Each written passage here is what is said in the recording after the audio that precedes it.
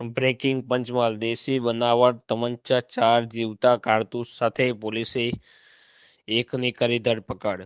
Halol police સ્ટેશને કરીમ કોલોનીમાંથી પોલીસે પકડી પાડ્યો ઈસમને। પકડાયેલ કલીમ મસૂદ અખા પઠાણ ઘર ફોડ ચોરીને પણ અંજામ આપતો હતો। પોલીસે તમંચા સાથે પકડાયેલ આરોપીની વધુ પૂછપરછ હાથ ધરી।